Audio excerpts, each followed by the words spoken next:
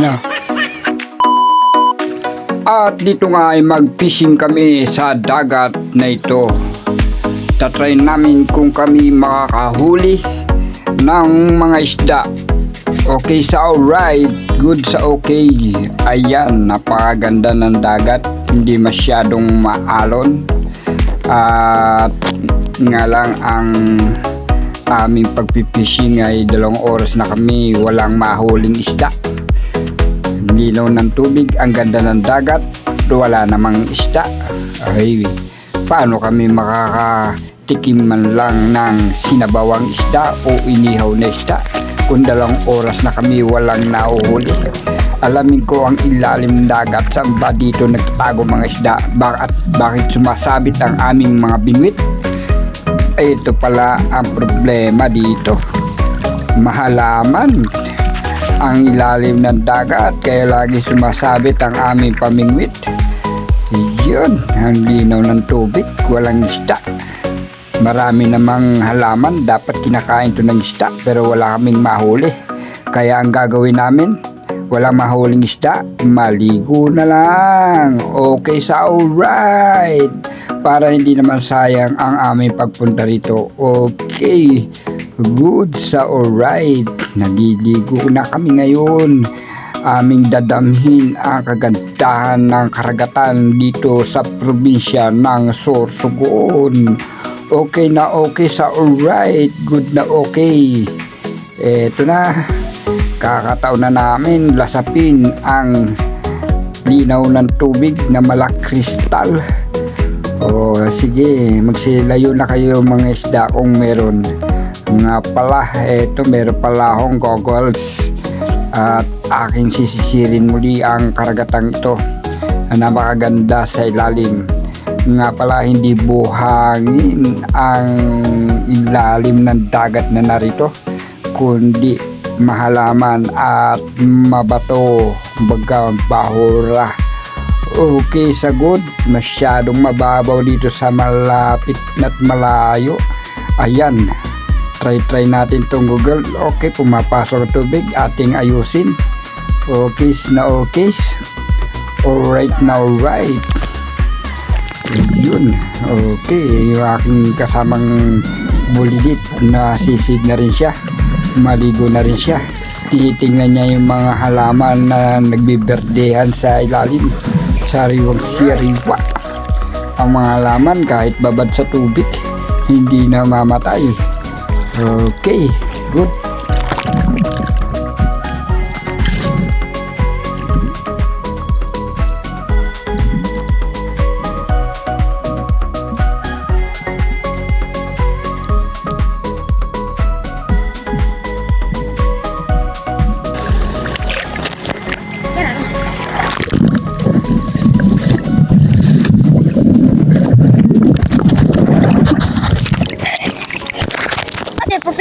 Video ako.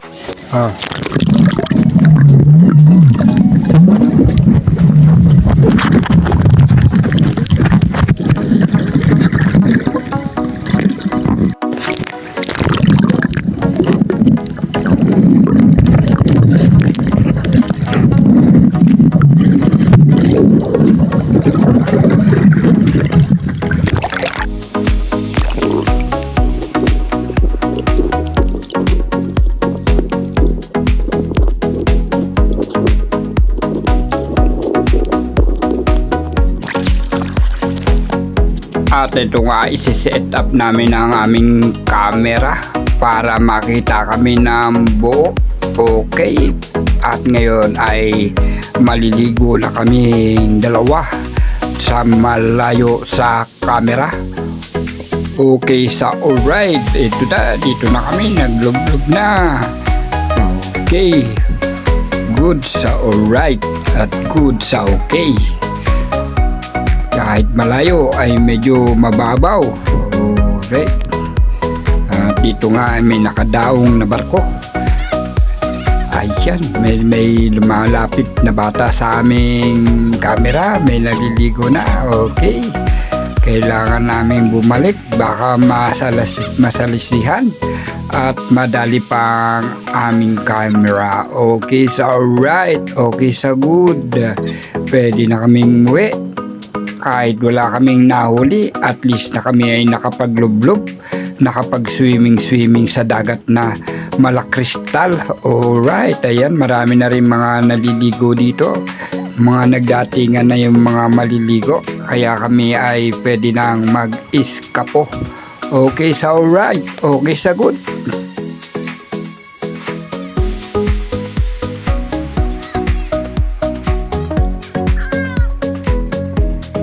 Ito nga, dahil gutom na kami, ay uuwi na kami. Marahil ay alas 2 na ng hapon. At eto, dito kami dumadaan sa gilid ng kalsada. Sinatawag nilang Bantige Coastal Road. Okay, alright. Ayun naman ang sa likod ko yung Tikling Island. Okay, dito na kami. Los mabalos sa inyong gabos. Alright. Bantige.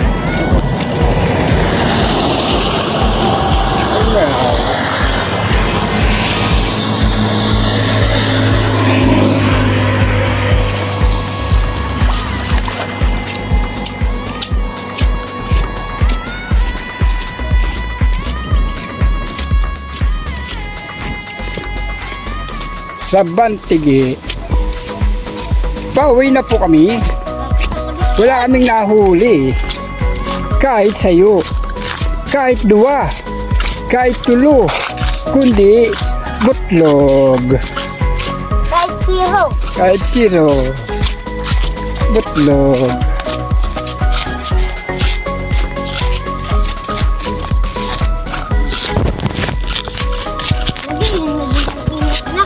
Oo.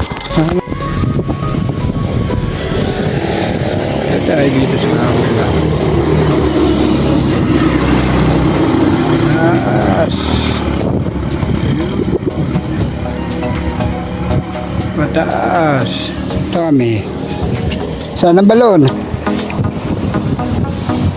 Palasdaan.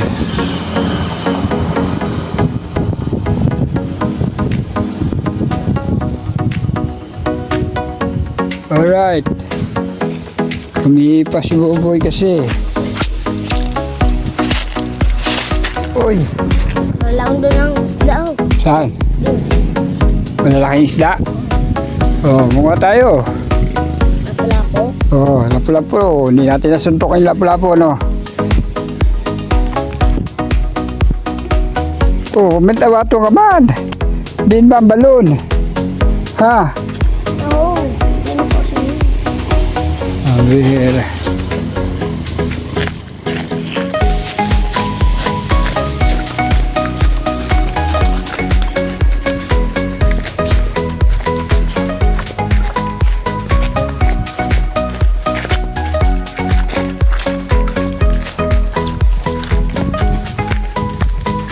Magpunta ko dito na may mga isda sa ano baga sa dagat na yung kawilan mo. May naman ako na isda. Doon? Oo. Ngayon, malaking isda. Oh.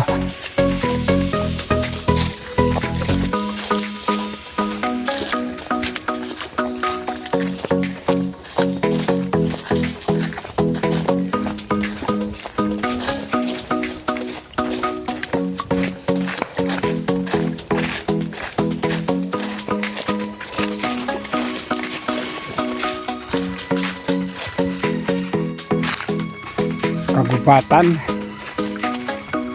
Doon kami lalabas sa Tinampo. Sa Tinampo tano? Sa Tinampo?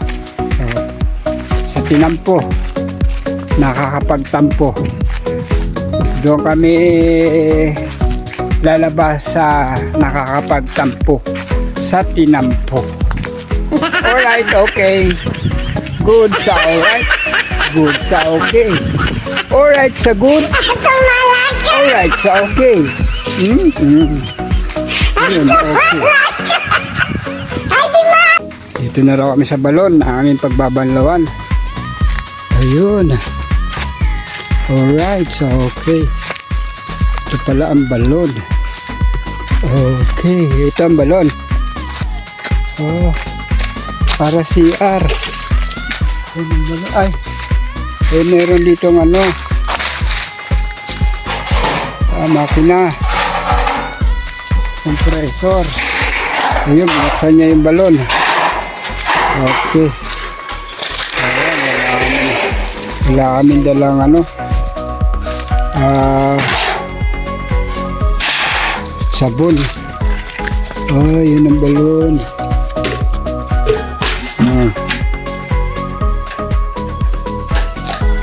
Okay. Sige, banlaw na ikaw. Kubra. Papakpan yung camera yan.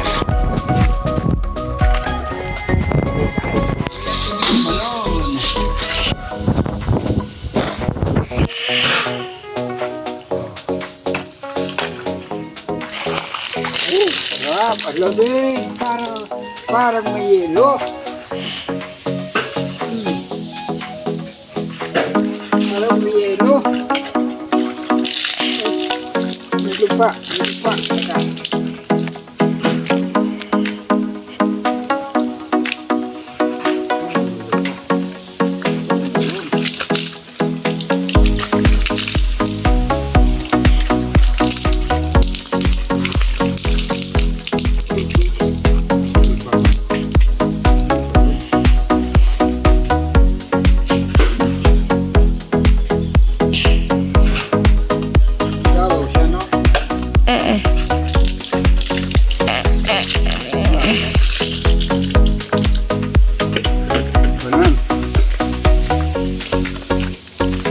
It's alright.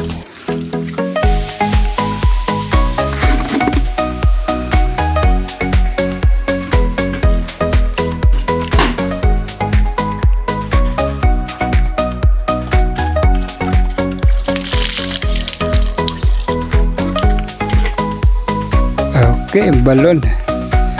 CR.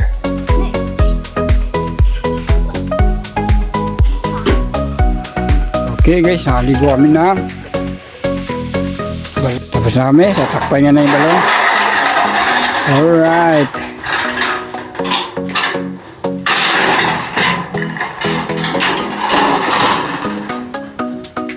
Good, so okay. Sini karayman, malinawon. Yan. Okay. Tingnan tayong dahil nagutom ang bata, namitas ng coconut, nakita siya ng mababang puno ng niyog. Ito na lang ang pinagtiyagaan niya. Sige, kahit hirap na hirap na siya, okay lang yan, mapitas lang yan, okay na okay sa good yan. Sige, mas kinuha niya yung medyo wala pang kulay para sigurado na mayroong buko juice. Okay, yun, napitas niya na. At eto na, titirahin niya na yan. Good na good, so alright. Okay, igutom na talaga. Ano oras ba naman kami nakawi, lampas ng tanghalian na. Kaya ang ginagawa niya ngayon ay pinapalo niya to sa bato. Binabato sa bato para mabiyak at babasag. Ayan, ilang ulit niya ng pinapalo, binabato sa bato ang ayun na, yung hawakan lang natatanggal. Okay, palo dun, palo dito. Ganito ang aming ginagawa nung kami malilit pa pag walang gulok o walang itak. Ayan, oh, palo lang ng palo para mabiyak siya. Ngunit talagang matibay. Matibay talagang coconut nut. It's a big nut. You can eat so much. You can very fast. The coconut nut is a big nut. It's not a nut. A coconut, it's a coco fruit. Ayun na. Okay. Kaya pa. Ayan. Talagang ginagawaan niya ng paraan para talaga mabiyak niya ang buko na yan. Pero talagang matibay. Palo pa. Palo. Alright. Anak ko, sinukuha niya na. Ayaw na. Kaya ito, ang ginawa natin, tinulungan na lang natin siya. At ako na napalo ng coconut, kaya nakainom siya ng sabaw ng coconut. Tinulungan na natin ni Palo. Alright. Ang yan na, okay na sa alright. Kahit paano, napawi ang kanyang gutom. Alright, eto, ngata.